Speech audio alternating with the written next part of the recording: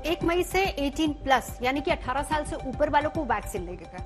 सवाल यहां पर यह है कि रजिस्ट्रेशन तो बम्पर हो रहा है, लेकिन लोगों को वैक्सीन मिलेगी कब उनको वैक्सीन लग पाएगी। और इसके अलावा बहुत सारे ऐसे सवाल जो कि वैक्सीन को लेकर आपके जहन में भी हैं, जिनका जवाब तलाशने की कोशिश हम कर रहे हैं। हमारे साथ तमाम खास मेहमान जुड़े हैं।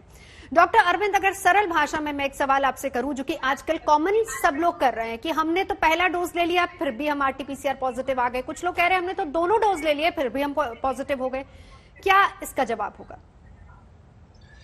देखिए, जब आप पहला डोज लगवाते हैं तो उस एंटीजन के बॉडी में जाने से हमारे बॉडी में एंटीबॉडी बनने की प्रक्रिया शुरू होती है, लेकिन उसका कंप्लीशन नहीं होता और उससे आपको कोई प्रोटेक्शन नहीं मिलता। तो पहली बात तो ये बता दूं कि पहली डोज लगने से कोई आरटीपीसीआर पॉजिटिव नहीं होता, लेकिन हाँ, लगने के बाद उनको कोविड हो सकता है और वो आरटीपीसीआर पॉजिटिव हो सकते हैं। दूसरी डोज लगने के 2 हफ्ते के बाद आप में पूरा प्रोटेक्शन आता है और उसके बाद फिर आप कह सकते हैं कि आप पूरी तरह वैक्सीनेटेड हैं। लेकिन मैं ये भी बता दूं कि कोई भी वैक्सीन 100% एफिकेशियस नहीं है।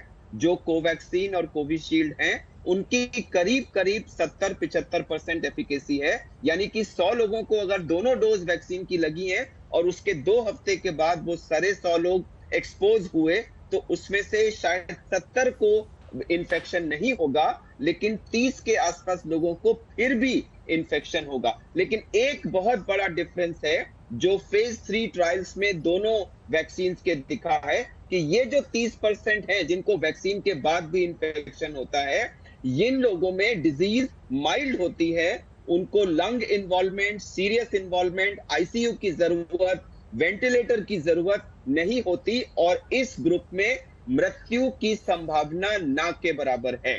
यह सबसे बड़ा एडवांटेज है कि वैक्सीन आपको इन्फेक्शन होने से तो 70% के आसपास प्रोटेक्शन दे रही है, लेकिन आपको सीरियस डिजीज, लंग इन्वॉल्वमेंट और वेंटिलेटर पे जाने और मृत्यु से करीब 100% प्रोटेक्शन दे रही है। यही सबसे बड़ा एडवांटेज वैक्सीन का है, जिसकी वजह से हम ये कह रहे हैं कि वैक्सीन लगवाइए, जरूर लगवाइए, इससे आपको फायदा होगा। लेकिन वैक्सीन लगवाने के बाद भी कोरोना संयम, कोरोना एप्रोप्रिएट बिहेवियर, यानी कि हर समय मास्क लगाना, सोशल डिस्टेंसिंग करना, बंद कमरों में इकट्ठे नहीं होना और हैंड हाइजीन, इन सब का पालन निहायत जरूरी है, नहीं तो आपको वैक्सीन के बाद भी कोरोना फिर हो सकता है। बिल्कुल। डॉक्टर पद्मा, अब हमारे पास स्पुतनिक भी होगी, तो ऐसे में हम अगर इन तीनों वैक्सीन को कंपेयर करें, हालांकि डॉक्टर अरुणा ने बहुत अच्छे से एक्सप्लेन किया कि ज्यादा भीड़ इकट्ठा ना करें, आपके पास के सेंटर में जो भी वैक्सीन अवेलेबल हो आप जाकर वही वैक्सीन लगवाइए,